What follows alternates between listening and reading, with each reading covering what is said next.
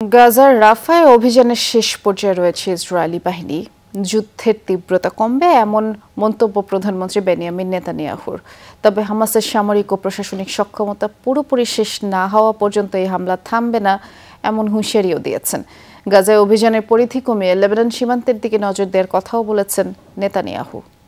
Sandalina so, রূপচর্চায় আভিজাত্য।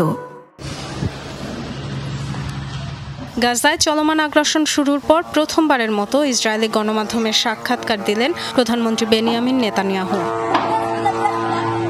Channel 14-এর সাথে কথোপকথনে জানালেন, জিম্মিদের উদ্ধারে হামাসের সাথে আংশিক চুক্তিতে রাজি তিনি, তবে বন্ধ হবে না সন্ত্রাস বিরোধী অভিযান। হামাসকে গাজার ক্ষমতা থেকে উৎখাতই শেষ লক্ষ্য বলেও জানান। ফিলিস্তিনি কর্তৃপক্ষের অধীনে গাজার শাসনভারের পরিকল্পনাও প্রত্যাখ্যান করেন নেতানিয়াহু। চুক্তি হলে আমাদের শর্ত অনুযায়ী হবে, আর তা হলো এই অঞ্চল থেকে হামাস নিশ্চিহ্ন না হওয়া পর্যন্ত যুদ্ধ বন্ধ হবে না।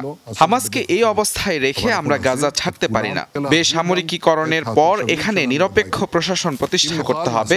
পশ্চিম তীরের ফিলিস্তিনি কর্তৃপক্ষের কাছে দায়িত্ব হস্তান্তরে প্রস্তুত নই আমি। একই সাথে নেতানিয়াহু জানালেন, গাজায় কমে আসবে হামলার পরিধি।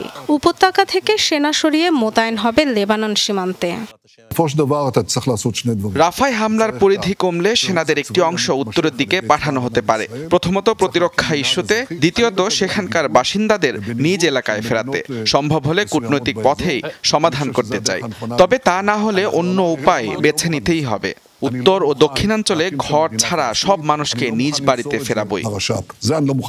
গত সপ্তাহে ইসরায়েলের সেনাবাহিনীর এক বিবৃতিতে বলা হয়েছিল, রাফায় হামাসের সক্ষমতা ধ্বংসের মিশন শেষের পথে, লাগতে পারে আর মাত্র কয়েক সপ্তাহ। তাই গাজার পর নেতানিয়াহুর লেবাননের দিকে নজর ঘোরানোর সিদ্ধান্তে অবাক হননি অনেক বিশ্লেষকই। Dorothy Tasrin, Jamuna news.